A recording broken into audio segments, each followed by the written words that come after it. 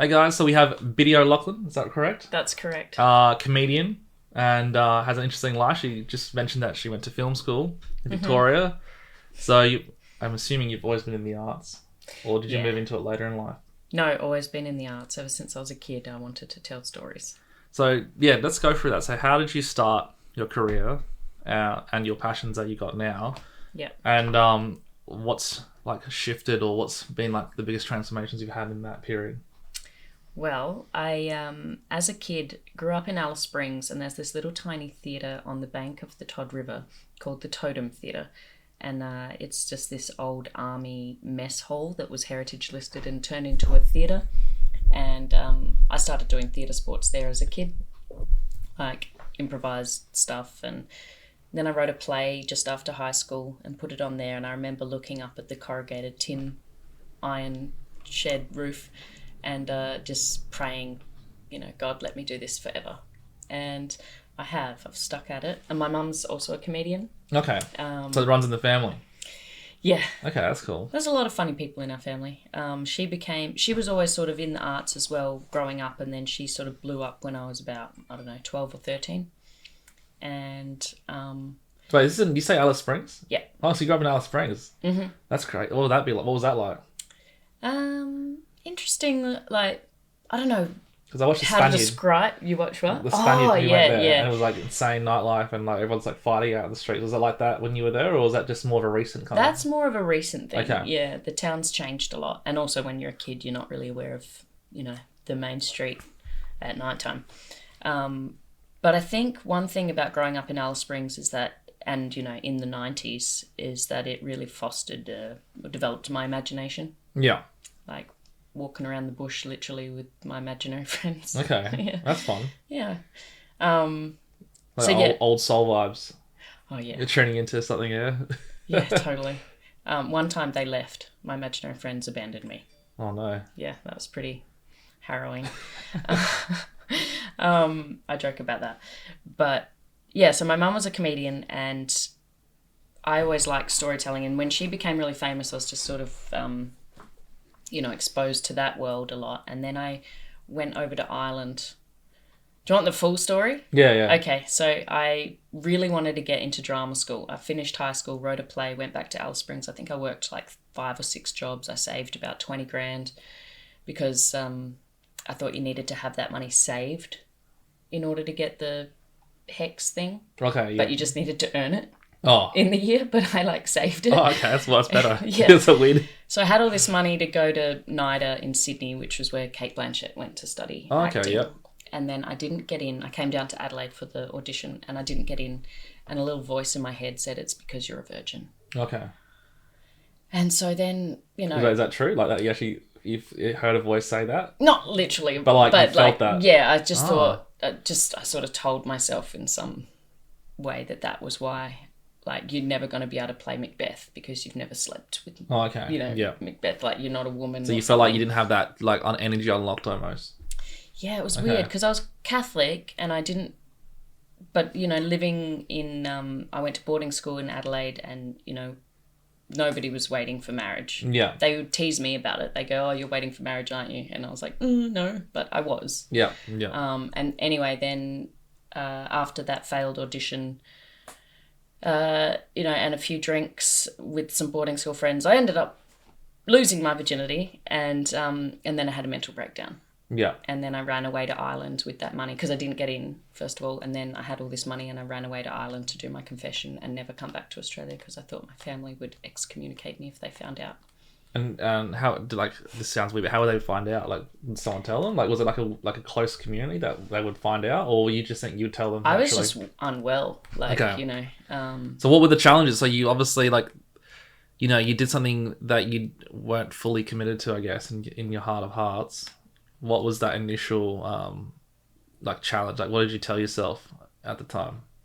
I just sort of, I don't know, it was like a psychological snap. Like, I was okay at the time, like, and the guy, I'd kissed him a couple of times at boarding school and stuff. It wasn't like a complete stranger. Okay, it so it wasn't wasn't like an a awful one-night stand or something. It was just... Yeah. Okay. Well, that's what it was, but I knew him. Yeah. But, his kid goes to my kid's childcare now. I'm like, don't touch her. You sneaky It's kids. a small town, Adelaide. But no, I just had like this psychological breakdown, and I couldn't tell anyone because I just wasn't very well, and our family wasn't very close in that way. So I ran away to Ireland to do my confession, and then So you went to Ireland in terms of confession, like were you like still very like spiritual at that point? Like you're still quite Christian, like. Was that really the reason you went to Ireland? Like, why Ireland out of all the places to do confession? well, I joke about it, but it's kind of true. I was too scared to say it out loud in Australia because my granny's friends with lots of priests. I was like, I cannot. Yeah, the whispers out here. The gossip. The gossip will get me. Yeah. So, yeah, I went over there to do it. I actually confessed in the end in London before I went to Ireland so that I'd go to Ireland all... So who'd you confess to, like a priest or just general public, like people you met and then you eventually like... did a proper confession. You're on the bus like waiting around, like, guess what? Like what? Like fucking had sex. Guys are okay. I was on the flight. On the flight there, as soon as you left as soon as the wheels like landed off the ground, you're like, oh, guess what? you like made an announcement to the whole cabin. So I should be laughing at that. So I've been watching a lot of Bad Friends, so I can't help myself. You know, do you watch Bad Friends with Bobby Lee and Andrew Santino? I've heard of it. Yeah. They're coming to Australia. Yeah, they come to Adelaide on the 17th of October or November. Are you going to go? Yeah, I already bought tickets. They're my favourite podcast at the moment. Nice. Cool. But it makes me turn into a bad person now. I make everything like serious into a joke, but... No, that's good. Humour is actually... I think one of the only healthy defense mechanisms. Yeah. So, it's good to joke about it. So you ended up in London. So I was in London because my mum was doing a show there. Yeah. And my dad was there, and I was like 19, just turned 19, and I wanted to arrive. Okay. Like. So how big was your mum, like, in terms of her fame? Like, because you mentioned that she had fame. And to me, when I hear, Alice Springs, the Alice Springs kind of fame, was it like Australia-wide kind of fame? It was Australia-wide fame. Okay, cool. Yeah, so she was like was she thrust into this later in life, or was she like kind of like a child star? She'd had 5 kids, and she was a housewife when she blew up, and she just became quite famous quite quickly. And was it like broadcasting TV kind of fame, or did she like kind of just touring? She was on all the panel shows like Specs and Specs and stuff. Okay. And doing all the comedy festivals, and I became the mum. So I was about 12, 13, and I was cooking the dinner. The siblings and all that. Yeah. So anyway, mum was in London doing a show, and my dad was there, and I just thought it would be nice to arrive while they were there. So I got there when they were there, and I stayed with them for like 3 nights in the hotel. And then when they left to go back to Australia, I thought it was the last time I'd ever see them, because I'd excommunicated myself basically for losing my virginity. And then I did my confession, and then went to Ireland and just... But how was that confession? Like what went down? Was it I was sobbing, and the priest was trying to help me out. He was like, well, did you love him? I was like, no. and was it like was he a nice priest? Like was he actually, some priests can be like quite... He was very nice, yeah. From what I remember. I was quite young. It was a while ago. But then I was Catholic, like I remained a Catholic for 3 years and just self-flagellating. Basically, I didn't have the faith really in God's forgiveness at that point. So I had confessed, but I still didn't accept forgiveness. So I was in turmoil. So you didn't feel worthy of forgiveness? Yeah. Okay. And then, so I was in Ireland, had a great time there, fell in love with the bartender guy who he held my hand one night, and I was like, I'm done. Yeah. And then the next day I walked down the street and I saw him holding his girlfriend's hand, and I was like, oh. Anyway, so I had to go back to Australia, even though I didn't want to, because I never got married. Yeah. And I went to the University of Melbourne to study arts because they had an exchange program with Ireland, and I just wanted to get back to Ireland. Oh, so you figured out like a diabolical plan there. Get your way back to Ireland by going back to Australia. Yeah. So and getting a huge HECS debt just to get back there. Because I got a good score at high school. Like I was ducks in my boarding school, but I wasn't interested in academia. I wanted the arts. But so did you study did you do any science subjects or like high level English stuff, or were you just straight into the arts? No, I did literature and history. And then I got on exchange to Trinity College in Dublin. Okay, yep. Which was pretty prestigious. Yeah, I know Trinity. Very non-Catholic. Yeah. I get teased by that a lot from a comedian friend in Dublin. He calls me Trinners and a Protestant because I went there. But anyway, So then I went back to Ireland 3 years later, and that's when I lost my faith in Catholicism, when I found basically drugs and stand-up comedy. Okay, so... And then I was just like, oh, why did I feel so bad? They tricked me. And then I was an angry atheist. Okay. Oh, so you went full atheist? Full atheist. Not agnostic? You didn't... You were like... I was just like, the fuckers, they fucking tricked me. And so this is all bullshit. Did your atheism... Was your atheism like a mental thing or more of like a rejection thing? And what I mean is I also had this stage in my life where I turned to like a bit of an atheist, basically, because I had a friend who was like deep into science. And he was basically explaining to me that we're just biological beings and we're just a bunch of random cells and there's this chaos and there's no meaning to anything. And that kind of like sent me into a spiral for like years. I was like, oh yeah. It's pretty devastating. Yeah, I reckon. And I was like, I'm really afraid of death. So like I was like, oh yeah, maybe like all my family gonna die, I'm never gonna meet them again. And all this is meaningless. And I was like, so I went coming into like nihilism a little bit as well. Or was it more, and so it was more like I thought I was smart enough that I knew the answer to the universe. I was like, oh no, I get the universe now. It's all. This is all just a lie. I think I sort of fell for it like the first time I went to Ireland, that confession trip. I remember one time being at this pub called Nocturne's, my favourite pub in Galway, and it was a Sunday, and some guy, his name's Dennis, he was like, "What'd you do today, Biddy?" That was a terrible accent. I can do a better one. And I was like, "Oh, I went to mass," and he was like, "You went to mass? Why?" And I was like, oh. And so Ireland had fallen, like it has. It's very atheist now. Okay. So it was sort of a. So you kind of like mocked a little bit, and you felt like the social pressure, like, oh, you got a mass, like kind of thing. Yeah, I didn't really mind at that point, but when I came back and then I got into stand-up comedy and, like I said, took drugs for the first time, marijuana, it made me go, ooh, like think differently, and then I just sort of fell for new atheism, as they call it, that movement, and also because I was still beating myself up so much because I hadn't accepted forgiveness in my heart. It was just a way out of feeling shame and pain. It was like, oh, fuck this, So did you, like, looking back at it now, like now that you have new insight and hindsight, basically, did you really disconnect fully from God? Or was like a half disconnect? Like, do you really feel in your heart of hearts that you like were truly an atheist, or was it more like a mask you just put on? I think it was probably more the latter because of how sad I was. Like I just lost my best friend, so if I was really an atheist I wouldn't have been that broken, and I replaced God with alcohol and drugs, and that became so we're doing like how much were you drinking, and like if you don't mind me asking, because I'm just curious, because I'm sure there's viewers who probably are dealing with similar circumstances, so if they can feel like they can relate to you, maybe it helps them in some sort of way.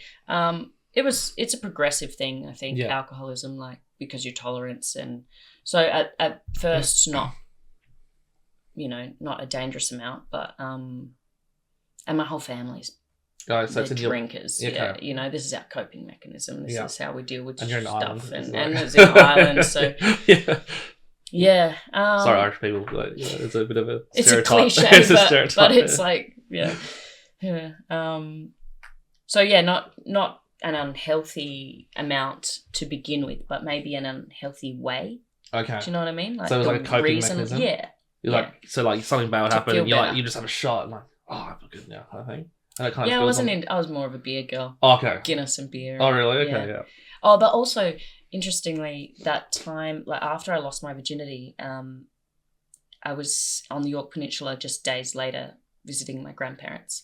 They live in York? Yeah. Okay, cool. Town called Waruka. Oh, yeah. And we were at the pub and we were having lunch, and, because everybody's such a big drinker, there's having drinks at lunchtime. And I had fish and chips and a glass of white wine. And I remember that glass of white wine like it was yesterday, because all of that anxiety just went. Oh. So I think that's when the real connection between alcohol and self-medicating began. Like before that, I don't think I had a problem. You like fully acknowledged the numbness that alcohol could bring. Oh, and I loved it. Yeah. It was like, oh, that's all I need. I just need a little bit of alcohol just to make that pain go away. And then that just, snowballs. And then,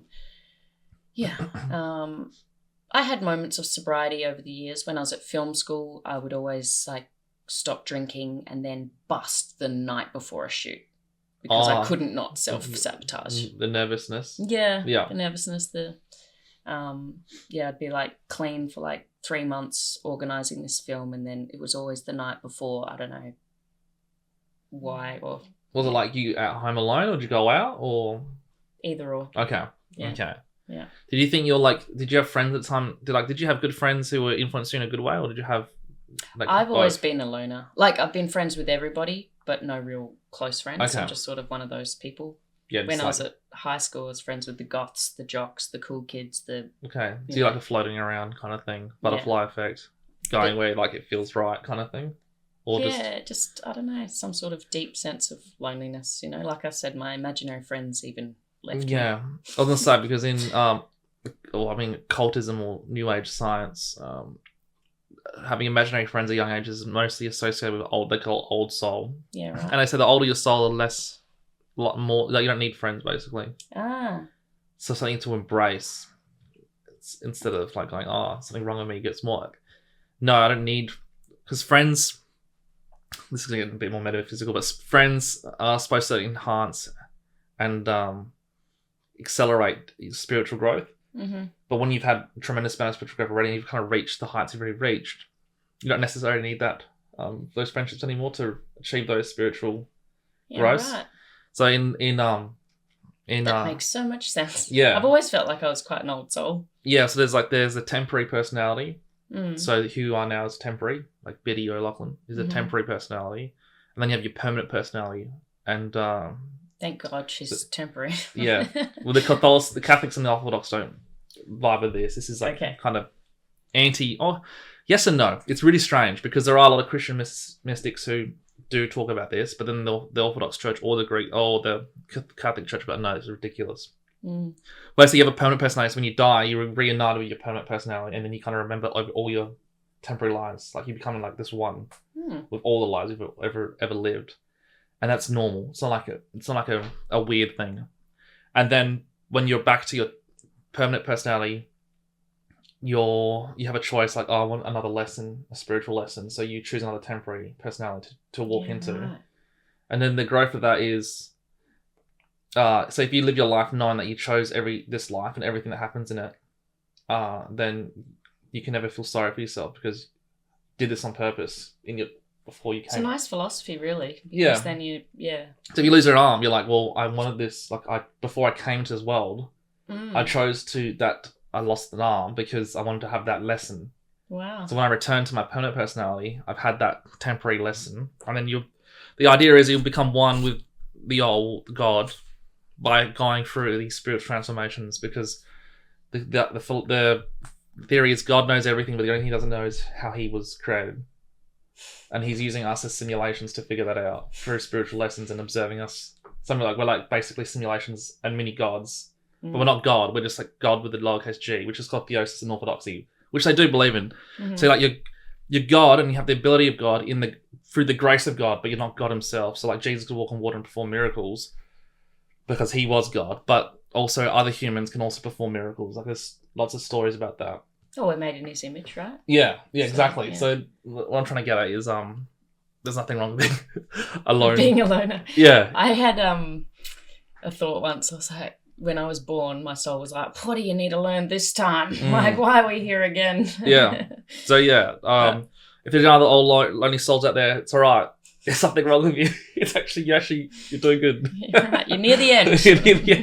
Don't worry, you're there. You're close. This is the last chapter. Yeah, we'll see. But yeah, okay. So you never really so you weren't like caught up in the socialness. Like I got to be the most popular person. Sometimes I get down and out about that sort of stuff. But that's a very sort of baser level of me. That's not. So how long is it since you've been? So you have a child, yes? Yes. So how did that happen? I was working on a TV show with her father, and I found him really attractive. I was still an atheist at that point, and still in the secular world of sleeping around and stuff. And it wasn't a one night stand for me, but it was for him. And then I was pregnant, and even though I was an atheist, I'm just very grateful that I've always been pro-life. Yeah. And it was just not an option for me to not Yeah, fair enough. go through with the baby. And she was born on the 9th of June 2021. And Cool. just the most beautiful. 9th of June? 9th of June. Oh, I'm June 7th, so it's close. Well, there you go. She's I went into Gemini. labour on the 7th. Oh, cool. Oh, Yeah. it's 2 days. Wow. That's Well, late on the 7th, Okay. and she was born very early on the 9th. Okay, so, cool. Yeah. okay. That's great. Oh, you got a handful then to worry about. Yeah. And it's through her, I think, that I've found faith again. Cool. Basically, she's saved That's beautiful. me. Yeah. So yeah, you mentioned before about I was an atheist at the time, but I still felt compelled to keep my baby. Yeah, Dr. Joanna Howe, I'm not sure you watched a little bit of it, but she mentions that you don't have to be religious or spiritual to be pro-life. No, because it's science. Yeah, because there's science Yeah. behind it, and like apparently the ultra scan. Like we say, sorry. Continue. Someone made this point on Instagram. His name's Peter Feliciano. Everybody, he's a conservative-ish guy, and he posted about it or something. I don't know if it's his point, but he shared it that like, what do we think? Like, what when we say there's life on Mars is like less than what we consider not life in the womb. Do you know That's what I so mean? fair, actually. Yeah. That's such a good counterpoint. It's true. It's like, yeah, we're looking for life on Mars, and it's like, And we find the tiniest little evidence of it, and we're like, there's life on Mars, Yeah. but, kill that fetus. yeah. So, sorry, you were going to say in the uterus, Joanna Howe. Oh yeah, no, I was just saying, yeah, you don't have to be spiritual to be pro-life, and because a lot of people have that misconception. Yeah, they attain, do. which is fine. Like, obviously, religious people can be pro-life because they like life. Like, generally, religious people like life. We also obey God's laws. yeah, It's like life is life. And with atheism has a close relationship with nihilism. So that's in a close relationship with communism as well. And that's why the Orthodox. Nothing about Orthodox say we're the most. I don't want to be a victim here. I'm not trying to portray victimhood here, but we are the most murdered people in the world. Really? Yeah. So Russian Revolution, it's like 80 million Orthodox dead. Wow. Through the communists, because they said the first thing they had to do was destroy Christianity, which was Orthodoxy back then, still is now. So they literally over 30 years killed 80 million Orthodox. Wow. Then you have the Armenian genocide and the Greek genocide in the 1920s, which was another 8 million dead.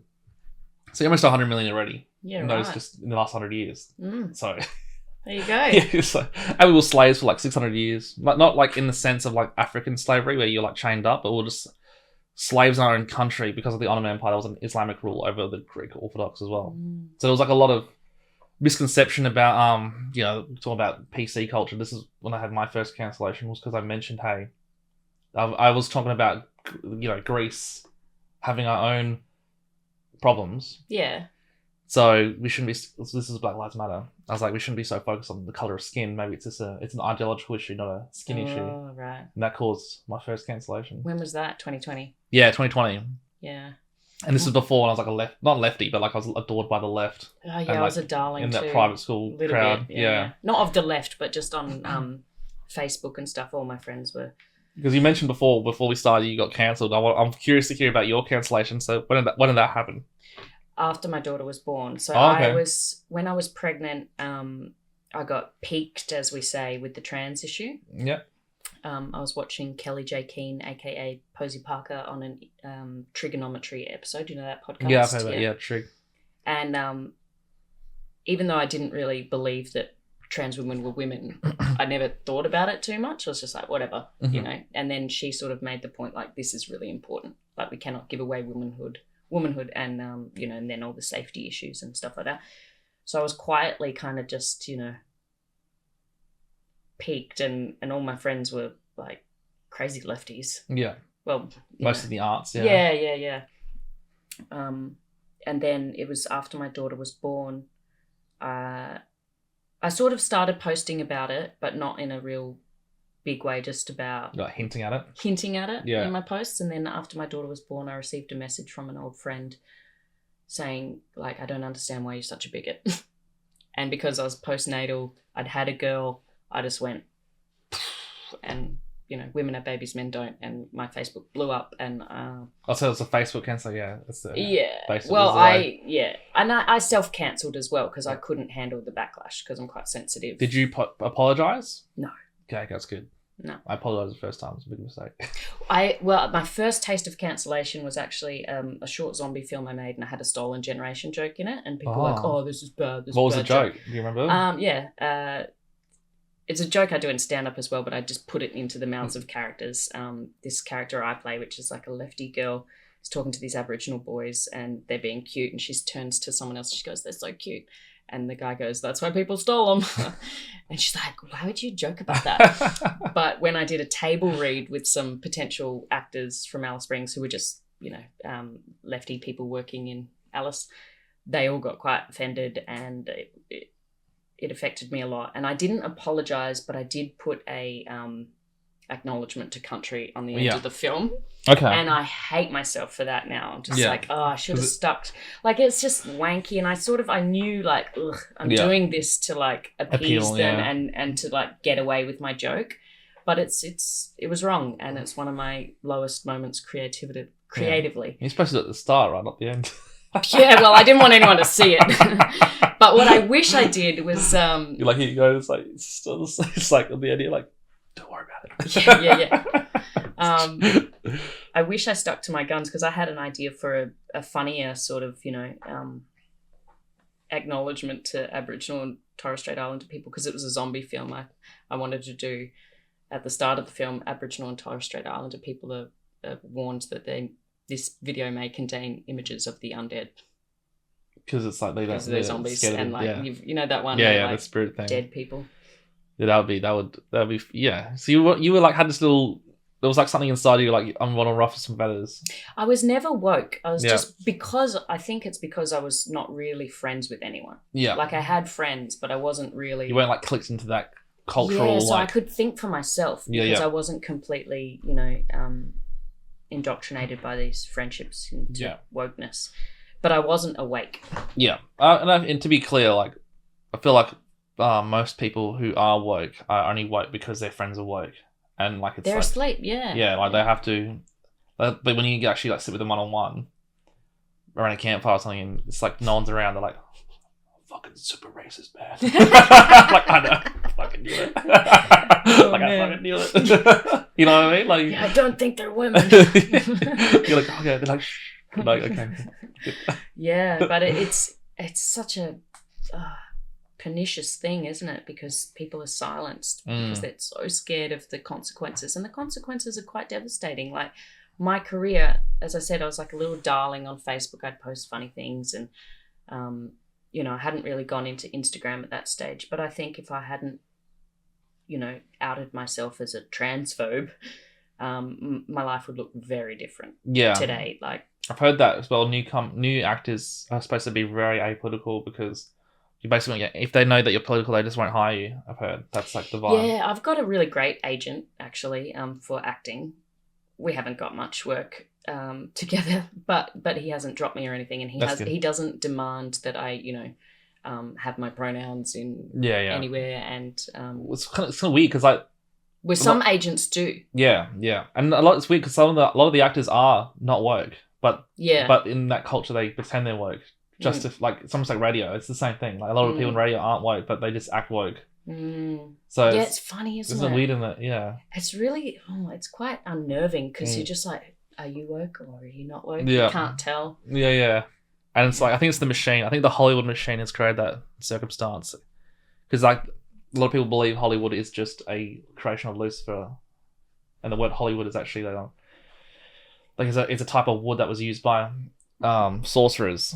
Like satanic sorcerers. Really? Hollywood, yeah. Hollywood is like a type of wood they used, and it's the wood was used to manipulate the masses. So, like, you could do a spell, mind control spell, and you use Hollywood to do it.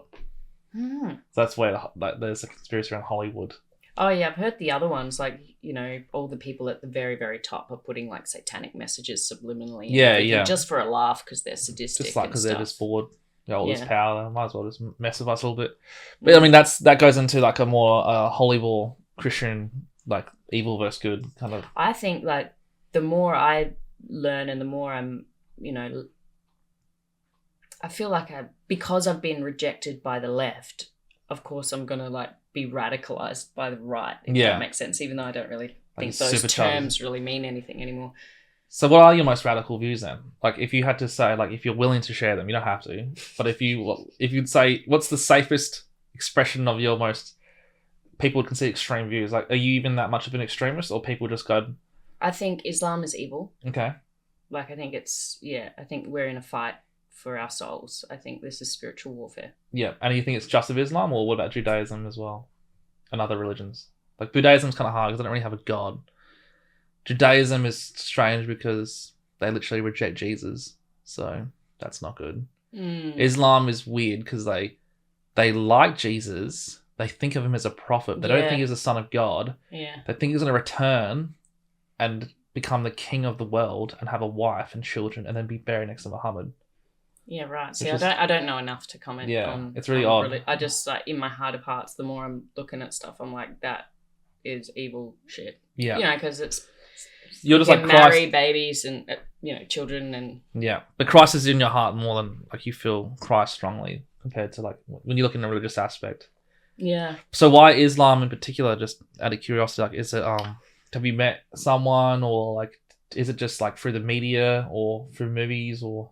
Well, it's just through people I agree with on other issues, and people who are smarter than me are just sort of, I don't know, criticizing Islam a lot, and I'm looking at it going, yeah, it's pretty fucked. Yeah. There's a lot of violences, they don't think women are human. Yeah. You can marry children. Yeah. All of that's pretty evil. Yeah, yeah. And there's a lot of criticism of Islam as well. Well, not all sects of Islam, but apparently the Pakistani Islamics, especially in the UK, there's like a big social push to marry your first cousin. Ew. So it's like 70% of the Pakistanis in the UK are marrying their first cousins. are inbred, basically. So you have like a bunch of inbreds just like spreading in the UK. Which is kind of funny to think about. Sorry, UK, but I don't know if that's... To clarify, I don't think anyone, like, everybody who practices, Islam, the faith is evil. Yeah. I just think the faith itself is, like, wrong. Yeah, well, from what I understand, the Quran itself is actually not that bad. Like, in terms of... It's actually the Hadith. So there's the Quran, which is, like, what Muhammad wrote down. Right. And supposedly that's not too bad. There's not much, like, craziness in there. Like the Bible and the Quran have some stuff, but, like, it's not, like, that crazy. But then there's something called the Hadiths, which are basically accounts from real people who live around Muhammad, who supposedly wrote down what Muhammad said, and that's because it's called the Hadiths. They're like a bunch of books, and different versions of Islam follow these Hadiths, and some of them are really hectic, like women can't, drive or have education, blah blah, or whatever, stuff like that. Or so like there's a frequency. We can't drive, but yeah, maybe they're right. No, but there's a frequency of extremist hadith rules that they supposedly Muhammad did, and then there's like the more lighter ones that are more about love and peace. Like, for example, when in the Middle East before Muhammad was born, you were legally allowed to kill women, just like if you wanted to. And the first rule Muhammad did was apparently make that illegal. Okay. But then there's still all the other like human rights issues, like women can't drive, women can't get educated, women aren't allowed to show their face, like all this kind of thing. So there's a lot of conflict. And so yeah, it is interesting because I grew up hating Islam because I was Greek, right? And the Turks were all Islamic. They literally, my great-grandfather was beheaded by Islamic rule. What? Yeah, in front of his entire village. Oh my goodness. Most of the men were actually, but anyways, the point is, I grew up hating Islam, but then I kind of like, I don't hate Islam. I just kind of acknowledge its existence in the Middle East and the purpose it serves. I don't necessarily want Islamic rule over my country. Like, I wouldn't want Islamic rule here. But I can understand why the Middle East has Islam, because it's a pretty insane place. Like, there's a lot of shit going on there. Yeah. And I feel like, if they had a bit more peace and love there, they probably wouldn't need Islam as much. If that sounds a bit weird, but... Or maybe it would evolve, I don't know. Because it's just a perpetual cycle of violence there, isn't it? Yeah, and I think it's because I've come to Christ that I'm like, anything that's not Christ is evil. Yeah. Because it's the opposite, and, I don't know if you're denouncing... I don't know. Yeah, it's a tough one, because literally... That's the issue with Christianity sometimes. It's like... For me, personally, because I consider myself an esoteric Christian. What does that mean? So, like, I question the Orthodox Church in some aspects. I question the Catholic Church in some aspects, and the other churches I don't even acknowledge as real churches, to be honest. Like the Protestants and stuff. Yeah, like I don't really. I'm like, okay, whatever. Like, I'm happy for them, but like, I think they're so far away from the original word of God. Like, Christianity is a stronghold, not a It's not a cultural thing. Like, I think whenever Christianity steps into the boundaries of like, oh, we have to be cool and like relevant. Oh, like the I'm like, okay. pastors in bloody the UK right now. Yeah, and they're all wearing their rainbows and all the bloody, it's like... See, that's evil too. Like... Yeah, well, I think that's what I'm saying. Like, and the Orthodox Church kind of agree and say, like, I think the Orthodox Church literally thinks that every other church sect is demonic and hedonistic. Yeah. So that, but the Orthodox Church is the highest church in terms of, like, they literally look down upon everyone. So that's another reason why I didn't like the Orthodox Church, because they literally will think everyone's scum in a weird way. But they're not. It's really weird because they're really loving. The priests are really loving, but also, like, if you say anything a bit out of line, they're like, you're a scumbag kind of thing as well. It's really strange. Right. It's like tough love almost. Like the toughest love you can ever find. Yeah, like they'll love the shit out of you, but as soon as you say anything a bit like remotely outside of orthodoxy, like is there forgiveness if you repent for something? Yeah. There's a lot of forgiveness, but you're still like, it's very tough love. Like you're gonna get like you're almost like ideologically murdered, but then rebirthed every time. It's really strange. Yeah, see, I don't even know enough about Catholicism. I reverted last year. And I haven't done the catechism. I was raised Catholic, cradle Catholic, but What's cradle Catholic? Cradle Catholic's just the term they use for like when you're born into Catholicism. Oh, okay. Like you didn't convert. You were just born into it, and you were raised as a Catholic. Okay, that makes sense. But the reason why I didn't have the faith in God's forgiveness, for example, when I confessed to losing my virginity, and I didn't receive that grace and that I don't know to go on and be better. Is because I was just given religion, not faith. Oh, okay. So, and I still haven't done, it's called the catechism, when you sort of learn all about the Catholic faith, and I still haven't done that, so I'm just very new. I'm only just going through the Bible now. So have you had any personal like experiences with God yourself then? Yeah. Okay. And has that reinforced your faith then? And when was the first real, like you talk about, when you're young, you had the imaginary friends and stuff, and that's a form of spiritual expression that only a child can really have in a sense. Like when you're a kid, you're still innocent and like you retain all your spiritual aspects. But as you're domesticated, you kind of lose it all because the society kind of crushes you. When was like the first time you like remembered like having a one-on-one with God, or like it was the ultimate or something bigger than you? Like was it before your child or after your child? Oh, I remember one time being at church when I was a kid and weeping at the thought.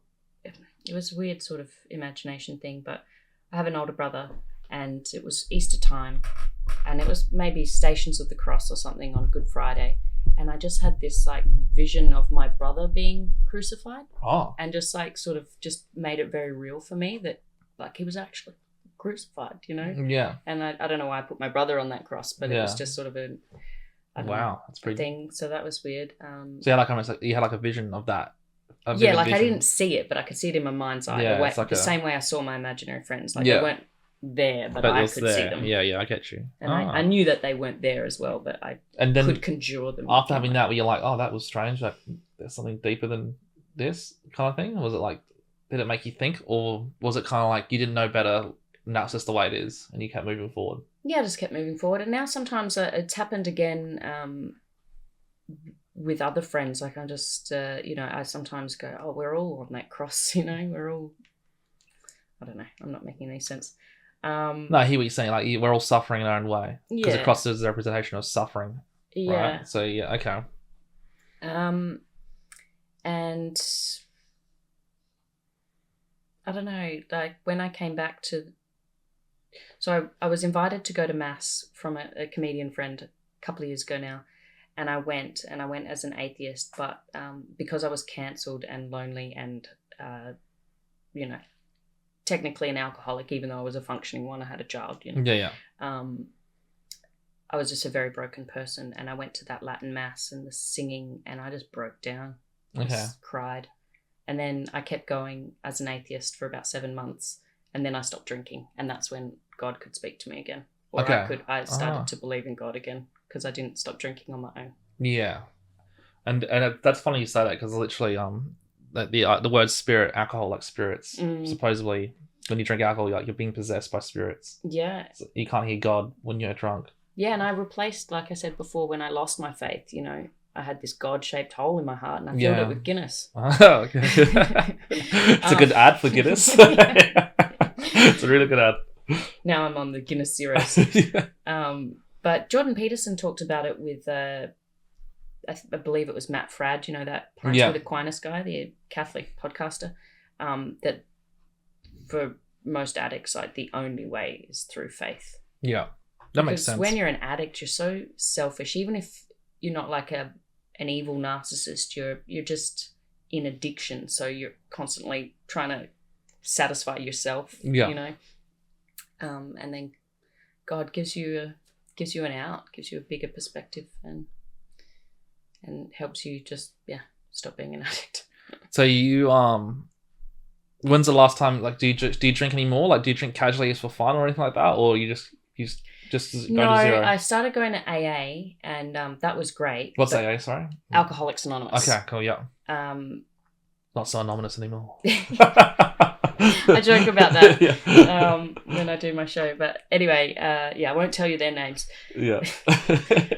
But that was the beginning of coming back to God for me, because they're very, religious in a way. They like to say that they're not, but it's like the guys who created AA were Christians, and it's just a way of getting people who don't believe to better their lives, and it's like, and that's how I ultimately came to Christ, was through logic, because I believed in God again, and then it was like, hang on, everything we have is from that guy. Yeah. Like, none of us would have the concept of forgiveness, or, well, I don't believe that. Yeah. I think he sort of gave us all the values that we have, and even like stuff like AA, and these people are improving their lives through it, and it's like, Jesus gave you that. I don't know. No, that's cool.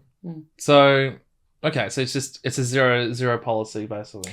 Yeah, for the moment, I don't think like, I don't really go to AA anymore, and because it's not my religion anymore. It was for like 3 months, and then I fully converted to Catholicism.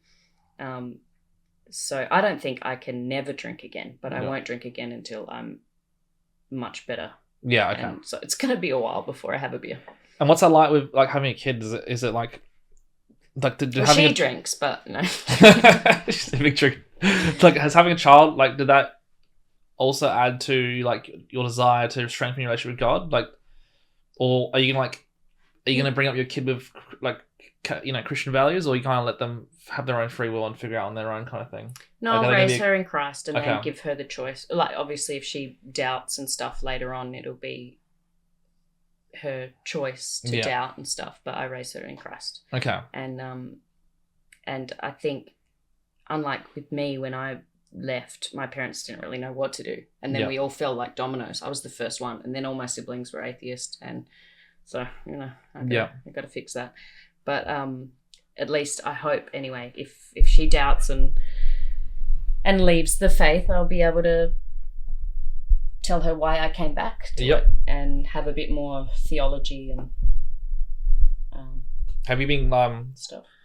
Have you, like, in the last year had any doubts at all, like, or struggles? Yeah, all the time. Yeah. What does that look like? How's that? It's quite harrowing. I'm like, you're on opioids now. You've put down drinking, and now you're just on the opioids of the masses. What's that? Opioids like endone and all that? No, like the religion is the opioids of the masses. Like, I'm like, you're just now using this like COVID imaginary times, old school COVID. Like old school COVID. As in, like, religion was, like, COVID is the new religion. Oh, right. Yeah. Like, how do you control people use COVID? Yeah, and then before it was religion. Now it was, before it was religion. But now everyone's so secular. Like, we need a new religion. Oh, we'll use COVID. Yeah. And the cross is now the mask. You see someone wearing a mask. Like, oh, yeah. Yeah. That's Mark Elwood, brother. Yeah, it's true. It's like the fish in the sand. Put the mask on. That's funny. So you think maybe religion could be some sort of copium, like you're just trying to cope with reality. When I have those moments of atheism, I do think that, and then I just say, "Get behind me, Satan," and St. Michael, the pray. cunning one. Yeah. Show us Yeah, just show I'm everybody. show my audience. Yeah, but St. Michael.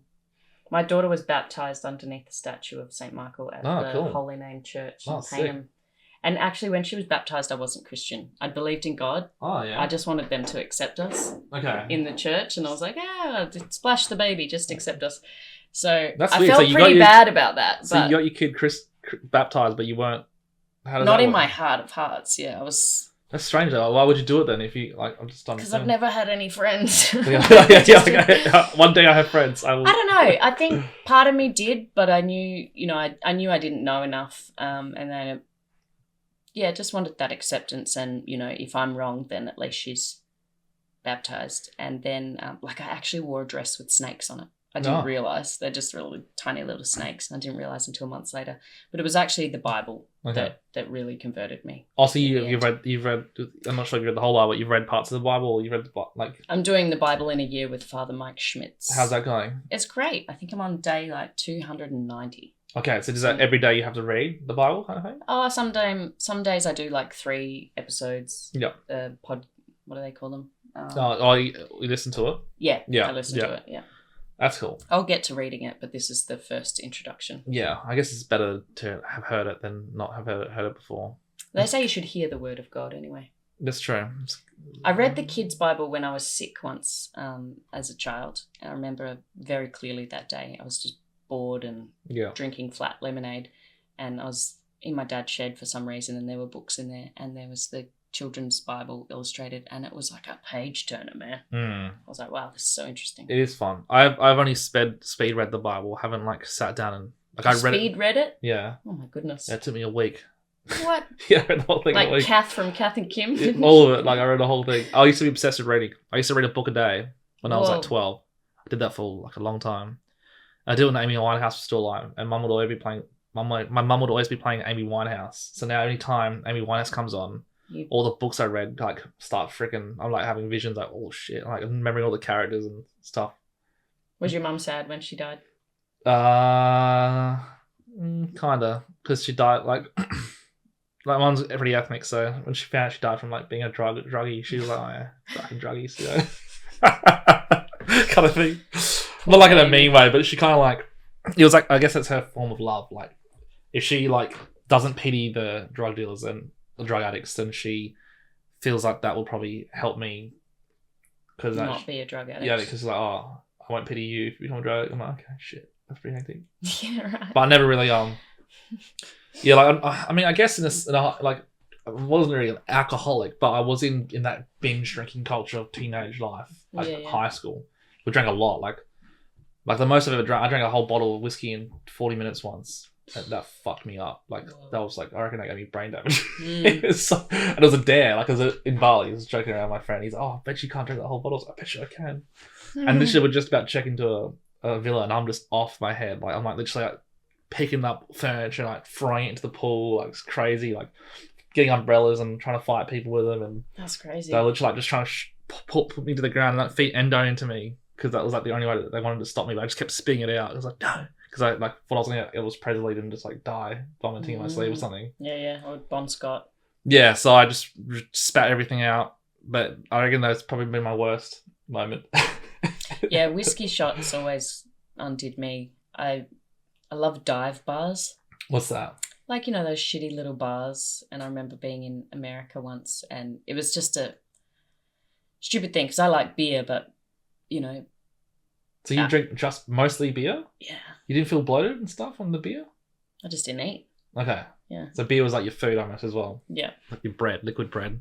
But then in these dive bars, I'd try to be in the movies and have a whiskey and a beer. Yeah. And drink the beer and have a whiskey, and it always really fucked me up. So you spent time traveling. You said you did dive bars and all that stuff. Did you ever do the US? Yep. I lived in America in 2016-17. Okay. For career reasons or just to get away? Yeah, that's kind of why.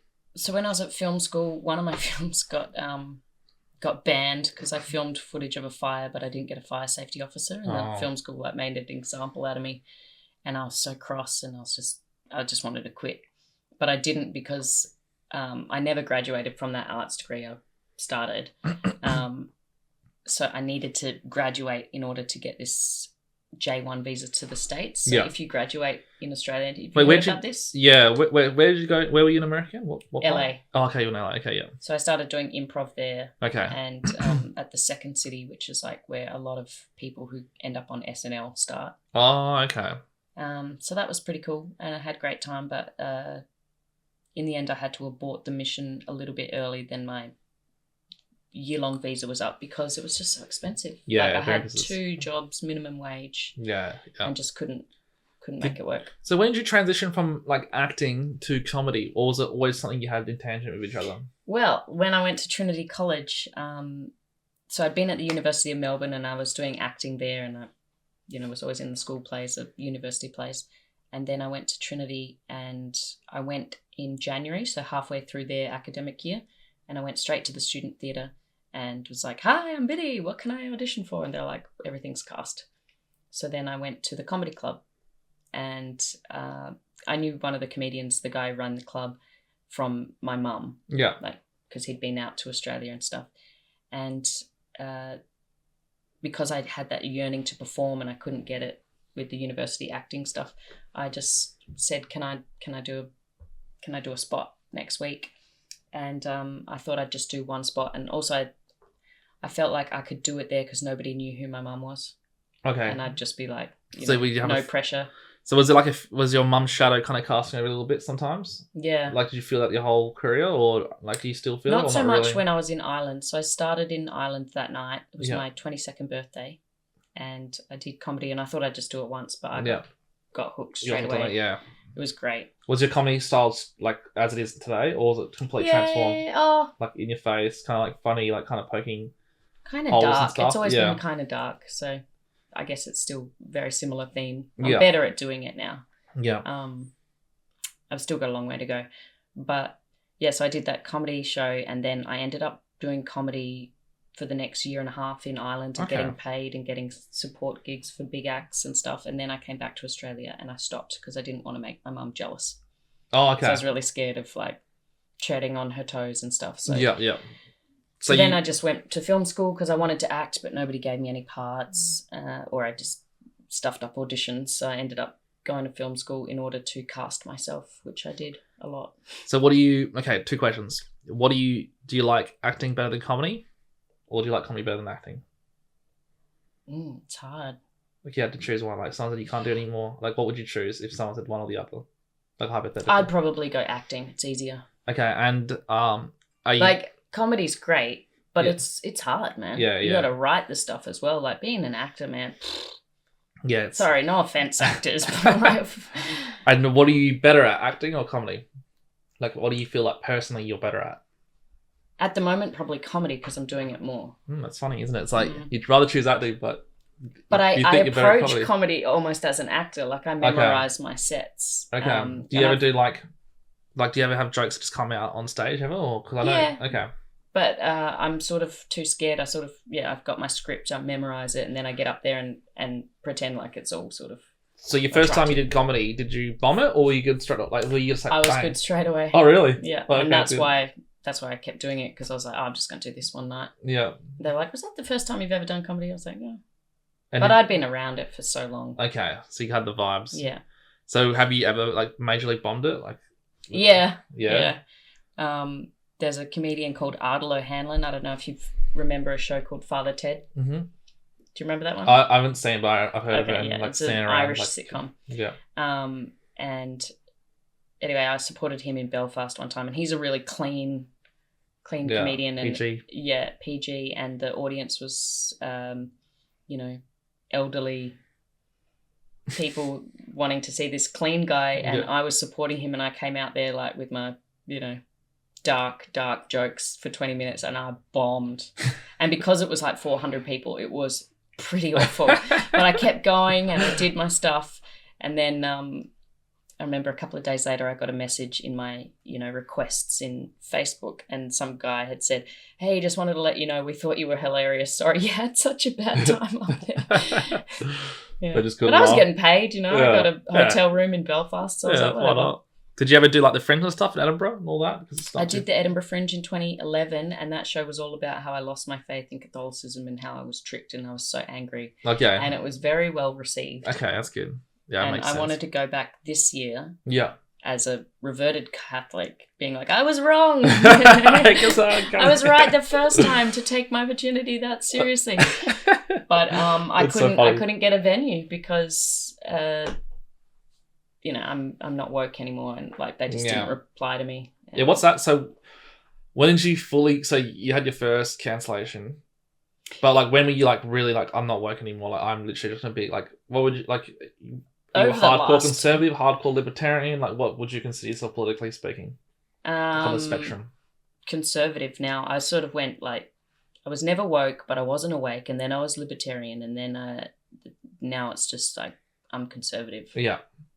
I think, but it's like then again, I'm a woman trying to still be in the arts. I'm not like going marry me and put me inside. Yeah, you know, I still can't quite be a trad wife. Okay, so you have, okay, that's interesting. Yeah, it's similar to my mother has that aspect as well. Like, she's not woke, but she's fiercely independent and wants to work forever. If that makes sense. Like, yeah. So do you, like, because I see some of your content, like you got like the Trump stuff and like your stories you share. Like, are you a mad Trump supporter or like? Yeah, I love him. Yeah, you like him? Yeah. Yeah, cool. Yeah, I didn't always. So when I was in America in 2016. It's funny because I was actually in America in 2016. Really? Where'd you live? Stony Brook in New York. I was in New York. Oh, right. I was there for the elections. I was literally 100 meters away from Trump when he won. Yeah. Are you kidding? Yeah. Oh, my goodness. I was in the camp with my best friend. It's pretty fun. That is cool. He went to the inauguration. My friend went to his inauguration. It was like row 20. So were you a Trumper then? Like, look, we were secretly. See, I wasn't. I was just like, oh, this guy. Really? Yeah, we were. But secretly. I didn't hate him. Yeah. Whereas I never caught Trump derangement syndrome. Yeah. See, we were like 24 at the time. So we were just Aussies who just like vibed with him more. Like we actually started in the Hillary Clinton camp, and then when she lost Florida, everyone just started fucking losing their minds, crying and stuff. And we're like, this sucks. Let's go hang out with the Trumpers. That'll be fun. Like, they'll be partying over there. I mean, my friend like, yeah, let's go. And then we went there. It was like a fucking party, like flares and flags, and people's like, yeah, like screaming, losing their minds. Like, this is awesome. Like, this is way better. So that was kind of like we were just chasing the fun. Yeah. And politically speaking, Trump was just more fun. So we're just like, it wasn't like we really embodied him in the full sense. Like, yes, aspects of him, but yeah, we're just chasing fun, and just happened that Trump was just more fun than Hillary Clinton was. Yeah, right. Yeah, but yeah, Will Stony Brook, he was studying there, so I literally just slept on the floor for like 3 months, like a floor like this, and then. Is that in Manhattan? No, it's on Long Island, but I'd just catch the Amtrak into New York. It was like a 2-hour train ride, and I'll just do that every day, basically, or most days. Yeah. And just spend either days in New York, or couch surfing, or Airbnbs, and then I would just Amtrak back. And what were you doing? Just my mate was there doing a 6-month stint for college, and he's like, yo, do you want to just sleep on my floor for 3 months? I was like, fucking let's do it. And I went down. I did like all the states. Like I went down from New York. I did all the states basically down to Florida, and then I went and did Cuba. I went and did Mexico. Oh, cool. So like, and I had a friend there called Eliza. She was a model at the time, and she was modeling all New York and stuff. And I met her because I was a fashion photographer, and I was like had a lot of friends who were models, and she happened to be there. So I was like, let's hang out. I never met her properly before, but I just messaged her around because I noticed that she was in New York, and then we just became like really close, and then we just traveled everywhere. It's hell fun. Yeah, right. So it was more just like a traveling fun experience, and just happened to be there for the election, and it was like great fun. Amazing. But it was never like an acting or any like social media kind of thing. So I mean, that would be more fun, I reckon. I don't know. There'll be something great about just trying to like do a career in America. There's something like attractive about that. Well, it's hard for people like me here to get ahead. Mm-hmm. Yeah, what's that like? What's it like in Adelaide with your career? Well, Adelaide's just so small as well. It's hard for anyone to get enough stage time and stuff, I guess, to make it. It's crazy that Adelaide now has the same population as Melbourne did 10 years ago. Really? Yeah. Wow. How crazy is that? Like Adelaide's literally, and if you put Adelaide in America, it's like the 4th largest city in America or the 5th largest city in America. Yeah, because all their cities are really small. Yeah, but it's just so spread out. But literally, Adelaide's like turning into a bit of a behemoth, which is a bit frightening. Yeah, well, we need more comedy clubs then. Yeah, so how many? Because I'm thinking there's just not enough audience. So what do we have now in terms of comedy in Adelaide? We have the Rhino Room, and the Cranker. The Cranker. They do the comedy on every second Tuesday, and there's the Duke Hotel now. That's where I'm doing my solo show. Oh, okay. At the Duke of York on Curry Street. So and the Cranker, you were a big part of saving. You wanted to save the Cranker. That was a big part. Yeah, definitely. I love the Cranker. It's a great pub. But how they don't like me that? Yeah, I was going to say, like, how do you, like, aren't there, like, mad lefties over there? Like, how does that go? There are some staff members who are like, here's your soda water. Yeah. Yeah, what's that like? Ever since, so I think I did my first sort of trans material last year sometime. At the Cranker. Oh, yeah, how'd that go? And they got complaints, and then suddenly there was graffiti in the toilets, like, transphobes, fuck off. The Cranker is a trans-friendly place, and I put stickers on there. That's Aussie fight. Yeah, I was fighting them. And with, I'd bring Sharpies, and I shouldn't say this on the podcast. That's all right. We can cut it out if you want, but... No, that's all right. They know I'm a bigot, so... But I still go there. I did ask if I could do my solo show there, and I sort of said, look, I'm going to talk about this, and he said no. Oh, he said, okay. Yeah, he said, we don't want to make people uncomfortable. And I was like, well, that's funny, because that's how I feel when there's a man in the female toilets. Yeah. But, so I get it. It's their business. I would have liked to do my show there because I love it. But So how many shows have you done at the Cranker then? Quite a few. I don't know how many. And what's it like? Like, I want to kind of visualize, like, when you do Cranker Comedy is sort of a business set up by the guy called Ross Voss, and it's not part of the Cranker per se, but it's just called Cranker Comedy. It's every second. Yeah, it's every second Tuesday. So in the band room. Is the crowd like still really lefty there, or is it kind of like they have their own kind of crowd? They've got their own. Oh, yeah, okay. Like some people love my stuff, and like the last gig I did there was just a couple of weeks ago. And it was a really fun gig because I killed half of them and the other half wanted to kill me. Yeah. That's a sort of stand-up lingo. You kill it if you do good. Yeah. Yeah. Anyway. So it was like you had like a kill war almost, like half of them were laughing their asses off and the other like, what the fuck? Yeah, I was getting some glares and then I was getting people. What jokes, like, you don't want to reveal too much of your material, like what jokes really like kind of fucks them a little bit, like kills them in a sense. Not in like the funny way, but the trans stuff. Yeah. Yeah. Just I won't give it away because come and see my show. Come see the show on the 7th of September at the Duke of York Hotel. So the trans thing, have you so it's hard to work on that material because I did it at the open mic at the Rhino. They've got it's called Laugh Lab, which I think is a great name for an open mic.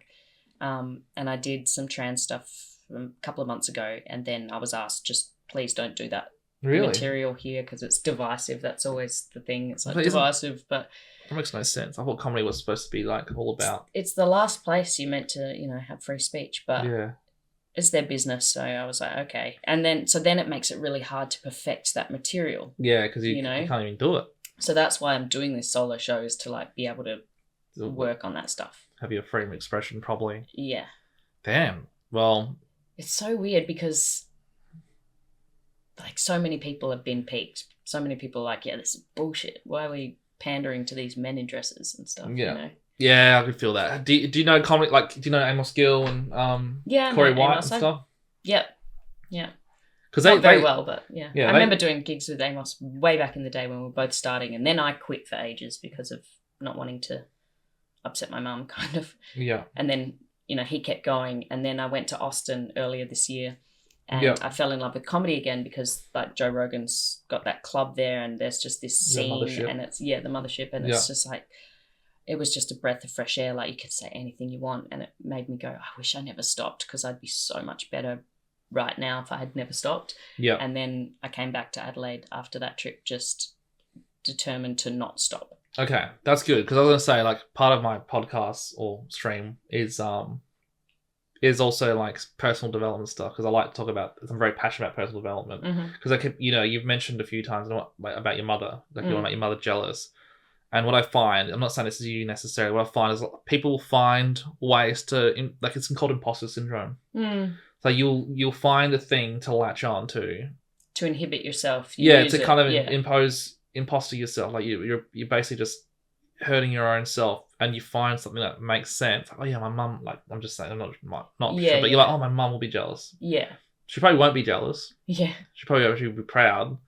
But as long as you convince yourself she'll be jealous. Yeah, exactly. Like, I'm not saying she was actually jealous and like threatening to not love me, but that's what I told myself, and I believed that story so much that I stopped doing comedy for 9 years. Yeah, and if you want to get back to like the evil versus good force, like, that's like St. Michael's so important, because apparently the cunning one, or the devil, or at least the demons, use these tactics to get in a way of, because like when you're expressing your the very best version of yourself through comedy, you're expressing like the Holy Spirit in a sense, because you're living up to your God's gift. And then Lucifer's like, damn, because Lucifer's whole thing is like, I need humans to renounce God to prove that humans are stupid, because devil was jealous that God created humans, and he was like, why are you giving these like animals free will that don't deserve it? And the grace of God and the Holy Spirit. So yeah, apparently every time we don't, like, anytime there might be a way to get in the way of our own creativity, it's more unlikely that it's literally just the cunning one coming from Satan. Yeah, absolutely. And they make it very real and very like the illusion of it could be real. Like, you might actually think that. I'm fighting it even every day, man. Yeah, because it's telling me stop doing this. You're no good. You know, you're shit, and it's quite hard. But I just keep getting up because of that trip to Austin. I'm like, just don't listen to that voice anymore. Just get up every week if you can at the open mic. Have you heard of the surrender experiment before? No. Okay, it's so I'm doing a surrender novena at the moment. What's that? It's like a 9-day prayer thing. So the novena comes from after Christ was crucified, and then 9 days later the Pentecost. So novena 9. It's just I'm very new to all of this Catholicism stuff. Fair enough. It's just it's a thing that they call, it's 9 days of prayer. So this one's called the Surrender Novena, and it was given to a priest in Italy. Okay. Anyway. So. No, because the reason I mentioned the Surrender Experiment, and prayer has a lot to do with it. It's a Zen, it's a Buddhist practice, but there's a lot of connections of, like, the Buddha was. This is the Catholics and Orthodox hate this, but the Buddha was the first prophet of Jesus. So when one of the first things the Buddha did when he reached Nirvana was actually say in 500 years, God, he was pre-Christ, right? Yeah, 500 years. Yeah. So he was the first predictor of Christ. He said in 500 years, or besides what the Old Testament, but he literally said in 500 years the Son of God will be born. Who wouldn't like to hear that? Well, the Orthodox and the Catholics won't like to hear that. Why? Because anything that's Buddha is like considered Luciferian or satanic. Ah, okay. Yeah. Right. So. Like, there's even stories that when Jesus disappeared for 18 years, he actually went to the East and learned from the Zen masters to connect with all of humanity, become one, because God is one with all humans. I thought he just went into the desert for 40 days. He did that as well, but that's all recorded. There's a large period of his life where there's like basically like people don't really know what he did. Yeah. He kind of just disappeared. Okay. And like, he was a carpenter most of his life, working with his father, but then he also just disappeared, and it was a huge like conspiracy that he went to Nepal and like walked all the way there and did all that this massive spiritual stuff, and that's where he like tried to connect the West and the East spiritually. So that's why Christianity does have a profound effect in the East somehow, like in Asia. There's a lot of Asians in the Catholic Church. It's the fastest growing. Asia and Africa are the fastest growing. Like, if it wasn't for Asia and Africa, Christianity would be dead. It would be irrelevant. Like, the West is falling. I can show you a graph actually later where it literally shows, like, literally the last stronghold for Christianity in Europe is Greece. Like, it's the only country that's left that has above 70% certainty that God exists. Really? Yeah, everywhere else is 30% now. 30%? Or less, yeah. Oh my goodness. America is the most faith-based country in the world at the moment. I think America's great. Yeah, America's cool. It's mostly the South as well. But they're all, literally every state is above 70% besides one state in all of America. So literally, like, they're the most God-loving people in the world. Africa, though, and Asia are now climbing in huge rates. Like, it's insane. Like, that's the only reason. What are we? In Australia, I think we allow like 20 or 30% as well. Yeah, right. Yeah, we were 50% 10 years ago, but it's dropped a lot. 10 years ago, we were 50%. Yeah. That's crazy. Well, even like divorce rates, like 20 years ago, I know it was like 30 or it could be 20 or 30 or 40 years. I don't know the exact time, so you guys need to do your own research. But even divorce rates, when divorce rates fell to 4%, fucking people panicked. 4% was a big deal. Like we were literally like, oh my god, the society is collapsing. When now it's like 60%. I feel like it's normal, but 4% they were literally losing their minds, like, oh no, society's collapsing. Yeah.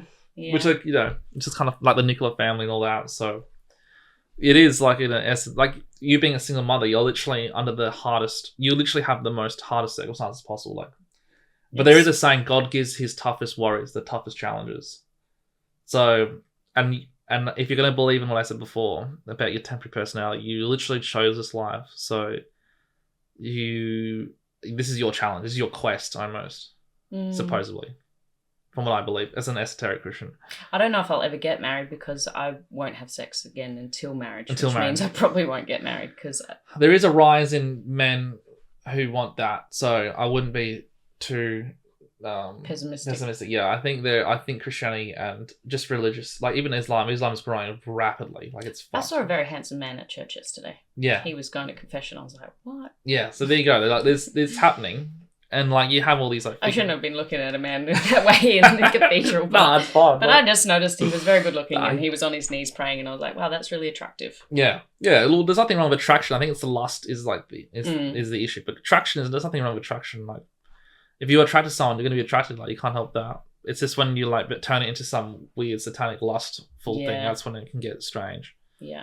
So yeah, you know, I don't know. I think this is your challenge, and like even saying, if you say, "I don't think I'll ever get married," that's technically a prayer. So you kind of praying to God, "Please never marry me."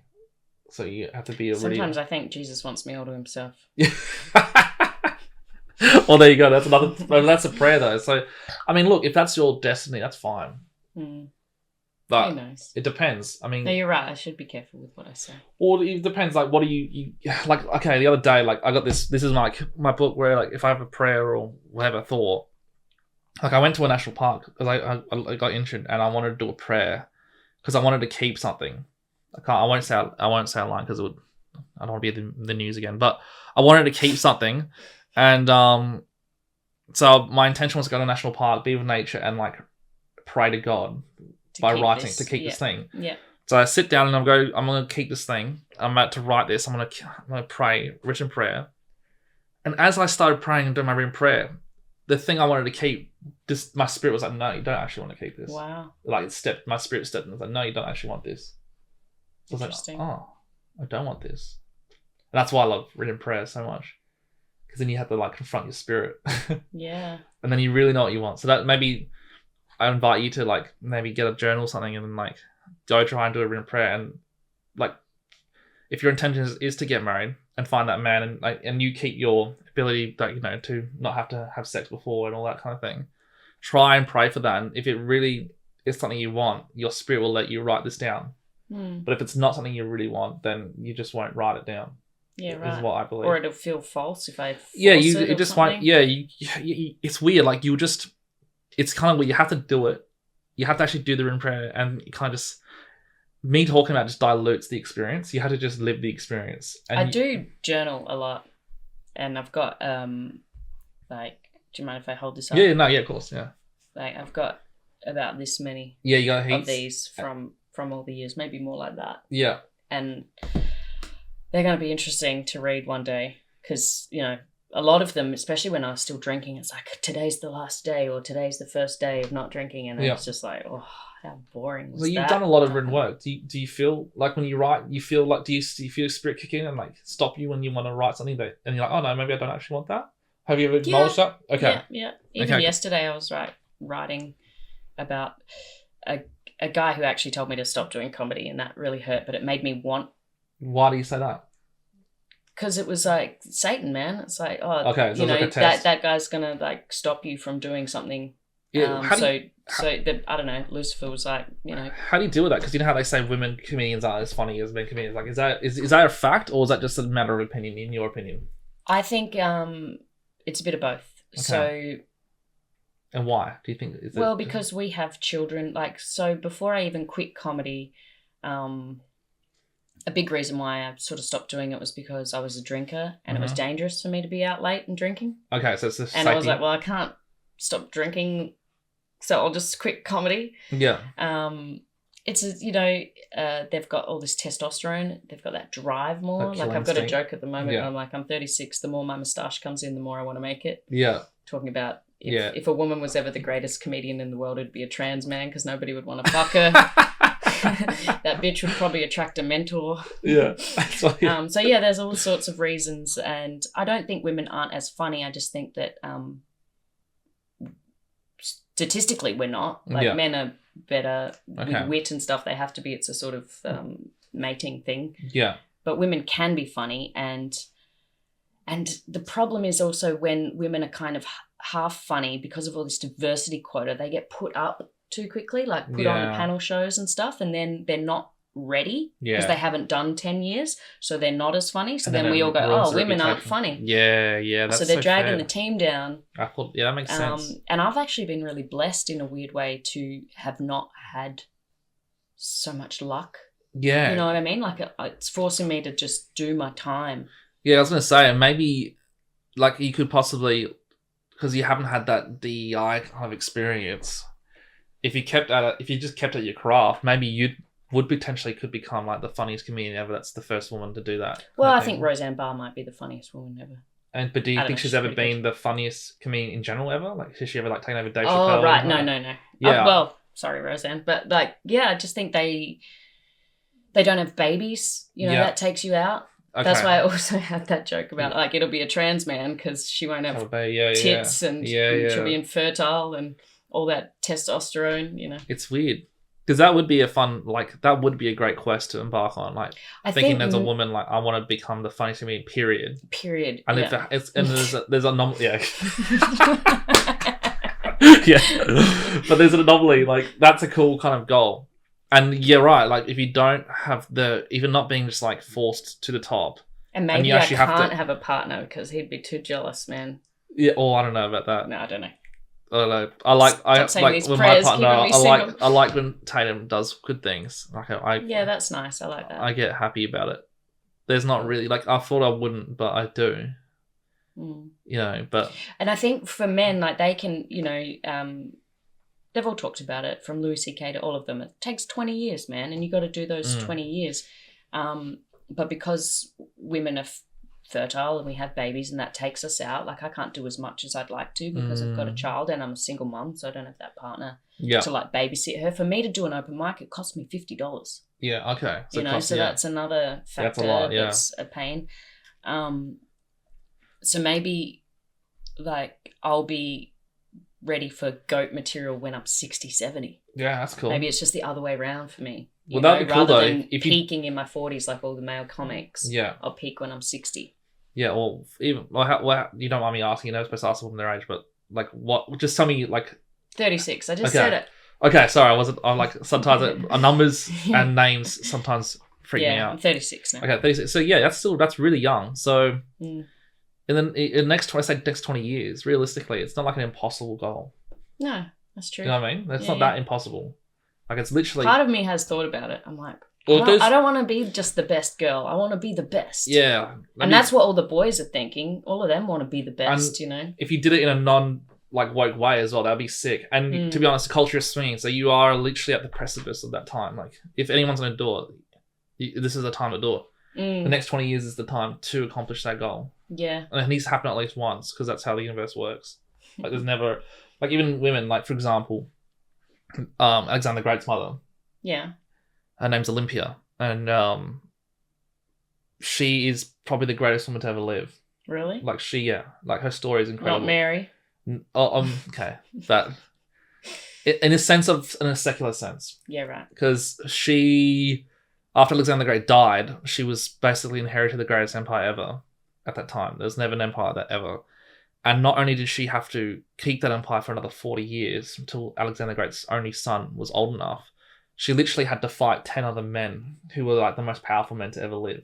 Who were trying to kill her all the time. Kill her all the time. Yeah. Yeah. And millions died. Like, it was like bloodbaths when Alexander the Great died. Like, it was insane. That's what happened after. Was he murdered or did he die of natural causes? I think We'll never out, really right? know, but because there's no, like, direct evidence to. But it depends on what you spiritual. I feel like he was murdered for sure.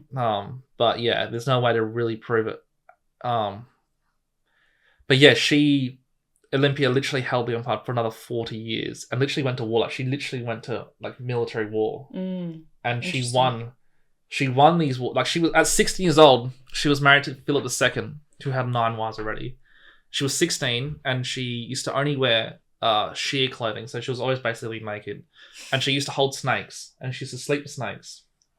So all the men, even at 16, were already frightened of her because, like, who is this sorcerer woman that's always wearing sheer and holding snakes? And she was given to Philip II. So Philip II was, he was the greatest man to ever live at the time. Like, there was no one, because this is before Rome or anything like that. So he was the first man to ever unite Greece. He was the first man to unite Europa. Like, it was a big deal. So this woman, Olympia, literally stood up to her at 16 years old, stood up to him, and that was never happened before. And then she kind of took over, and she killed him eventually as well. Yeah, right. So she literally killed the most powerful man to ever live. Became the leader for 40 years, went to war, and defeated 10 other men whilst doing it. Yeah, right. It's never happened before like that. Amazing. So literally... Olympia. I have to look her up. You know, they have good movies about women. Like, there's fucking... Yeah, so many characters. There's so many, like, real historical figures who, like, did the coolest shit ever. Yeah, there was this one girl in Ireland, Grace O'Malley, I think her name was. She was the daughter of a boat guy. What do you call them? Sailors. Sailors, yep. And when she was a kid... A seaman. He wouldn't let her come along on their voyage or something. And I'm not very well versed in this story, but I think it's interesting from what I know. He wouldn't let her come because she was a girl. And her hair, he said her hair would get caught up in the masts, or something like that. The next morning, she's there at 5 a.m. with a shaved head. She's like, I'm coming, Dad. Like, women can do amazing things. Yeah, and it's more powerful. And we're outliers. Obviously, having this more conservative viewpoint, do think, well, we've got boobies and uteruses, like, and, you know, we're feminine and somebody's got to look after the home and the children. Yeah, of course. But there are obviously outliers. Yeah. So maybe I'll be one of them. Well, it'll be cool in a comedic sense because if the fact that you did it in a non-woke way would be really cool. Because sometimes I feel like I pump myself up, like, you know, this is war. Yeah, it is a war. This is spiritual warfare, it is a spiritual and I'm going out there to change minds and hearts. Yeah, and that's tell dad jokes. Yeah, and I'll also tell myself, like, my biggest fear, my impossible fear is letting God down. Yeah. So if I don't achieve what I set out to achieve, then my biggest impossible fear is letting God down. So I had to reestablish that for me. So that's a lot of self-reflection, and I'm sure, you know, because comedians are always like, the saddest people, but the funniest, saddest, but, like, you know. Yeah. But even then, I don't know if I believe that. Even Robin Williams, I feel like maybe he was murdered, like he was, like, assassinated or something, like the whole, you know, because maybe he was going to go along with the plan. They wanted to kill him, so they made him out to be like some sort of suicidal kind of person. Saying like Michael Jackson, like maybe Michael Jackson wasn't really that.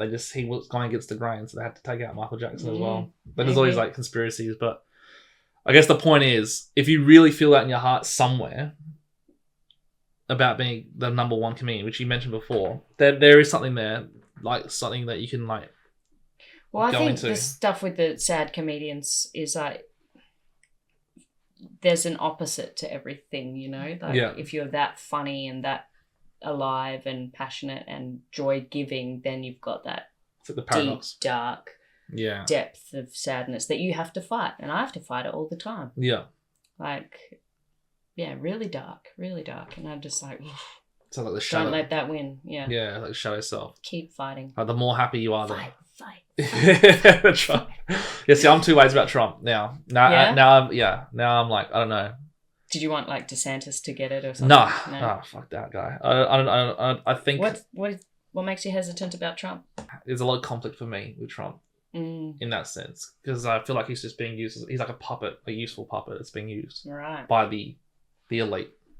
Okay. And in elite theory, that's literally like the Italians did a really good job outlining elite theory, which is basically that democracy itself is a myth to fool us, and it's literally just people in power.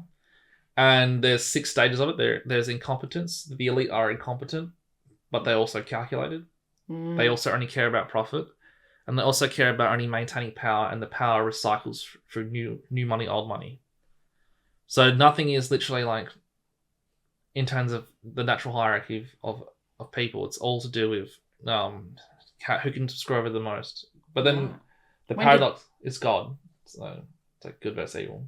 Yeah, I believe in good and evil. Yeah. So when did the Italians come up with this? The Machiavellians and all that Italian philosophers who they talk about elite theory. There's a great video which goes through all of this, and it really opened my eyes up. It was actually one of my live viewers who sent it to me. Okay. And I started to realize, maybe we're all being fooled, and everything is just like a psyop to like fool us.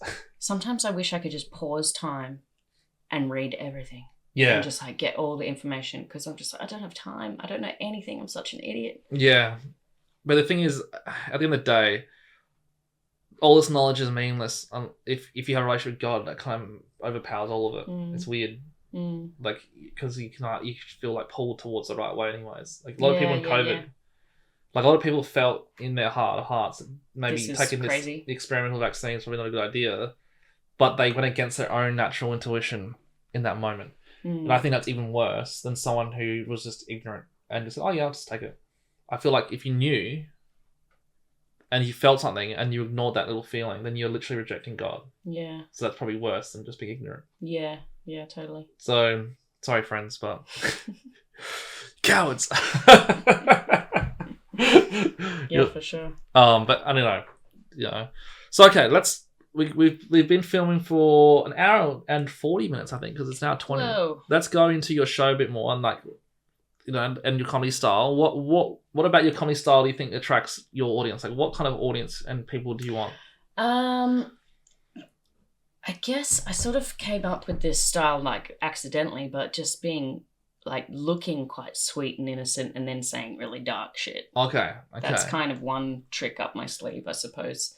And the fact that I'll talk about this crazy trans stuff, and I'm getting into a little bit more like, the ridiculousness of woke, naming things, Aboriginal names and stuff, and it's just like, it's just all the virtue signaling stuff. So, okay. I don't know, there's a little bit of like political stuff, and then I've just got really good old fashioned dumb dad jokes that just are just a pleasure to say out loud, and I love hearing people's sort of joy in hearing their laughter. Yeah. Do you have ways for people from the Adelaide set to like look at your material and like get a little taste of what you're about, so they can I'm like just trying to get onto my Instagram. I'm so bad at self-promotion because I've got that voice in my head telling me to shut up and you're no good and all that stuff. But I'm fighting it as best I can. So part of this show is to actually get more stuff out there for Instagram Reels and stuff. I'll film this show. It probably won't be polished enough to put a lot out there. You can watch me on Kill Tony. I got on Kill Tony. Are you on Kill Tony? Yeah. Oh, that's sick. Yeah, that was pretty cool. Have you clipped those up and put them on? Well, I clipped it. It's only 1 minute, so I can only really get one clip from it. Fair enough, yeah. I'd really love to go back because I'd only seen the show Kill Tony once before I went on. Yeah. And I was just such an idiot that I didn't look into it more.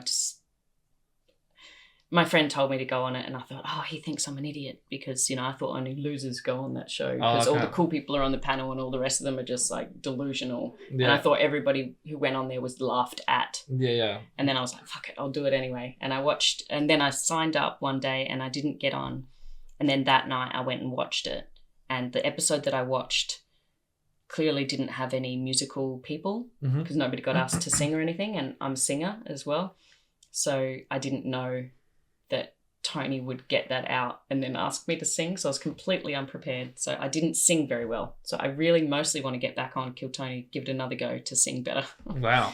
That'll be fun. But you can watch that. I think it's episode 657 off the top of my head with Domarira, Eleanor Kerrigan and Rich Voss. Okay. Yeah. Okay, sick. And the social media side of things, are you so you're going to film all the new shows and then you're going to create Instagram Reels and stuff and like just start pumping your content? I'm going to start doing that. That's sick. That'll be good. Yeah. Because that's honestly the best way to do it. Yeah, it sucks. Like there was this one, it doesn't suck, but it sucks if you're not that naturally good at promoting yourself. So when I was in Austin, I met a comedian called Ben Bankus, and I'd been following him for a while. Have you heard of him? No. Oh, he's great. You'd love him. So he's got like hundreds of thousands of followers and stuff. And I'd been following him. And then I was at this dive bar just at an open mic in Austin, and he was on stage. And I was like, is that Ben Bankers? And I talked to him afterwards, and we became little friends, you know, just talking about comedy and stuff. He thinks I'm crazy, but whatever. He'll find out one day that I'm crazy and cool. Cool, crazy. But yeah, he must have looked at my Instagram or something, because he was like, you gotta do your social media better. And I was like, I can't. I'm just so like allergic to that stuff. And he was like, well, then you can't do comedy. Yeah, it's true. And he's right. So I just have to get better at that, or just be nobody and good at comedy. Like, that's the other option I've got, is to just keep doing comedy and be good at it, but not get that famous. Yeah, which is fine. Which is also fine. Yeah, as long as you're fulfilling that Holy Spirit thing. But yeah, exactly. I feel like with the social media aspect, it's not that hard to like, there's programs now. There's a website you can use that literally all you have to do is put the video on that website. It will clips it and makes it for you. Yeah, right. I've got to find out what that website is. Yeah, I'll share it with you after. I just don't want to say it just because these bastards will try and shut it down or something. I don't know. Okay. Yeah. Cool. Tell me later. But I've got a really lovely housemate at the moment who's really encouraging, and she's sort of gave me a little. I lowered her rent after she gave me a tutorial on Canva and stuff. I was like, all right, cool. Knock $50 off. Thank you. Yeah. No, Canva's good. But it's very time consuming. It is. It's so. I'm like, surely there's an easier way than doing all of this. What phone do you have? You have an iPhone? Yeah, perfect. Yeah, I'll set you up right now. So Okay. we'll go end the show. Thank you so much, guys. Thanks, Is there anything guys. else you want to say? You want final notes about your show and like the dates and all that again? I'm gonna sing on the show. I've decided to put my music back in, just because I can, and people like my singing. So I'm gonna do songs and comedy, which is a weird combo because the songs aren't comedy songs. Yeah. They're sad songs. So I had a show in the Adelaide Fringe a few years ago called Funny Girl Sad Songs, and I'm sort of reviving that. New funny, same songs. Perfect. And it's on the 7th of September at the Duke of York Hotel. Tickets are $10. I highly doubt it'll sell out, so you can probably get them at the door. Awesome. If not, follow me at Biddy O'Loughlin, and you can find links to the ticket in my LinkedIn. That's your Instagram, Biddy O'Loughlin? Linktree. Yeah. And is your Instagram Biddy O'Loughlin? At Biddy O'Loughlin. Yeah. Cool. All right, awesome. Well, thank you so much. Thank you so much, No George. worries. It's been a pleasure.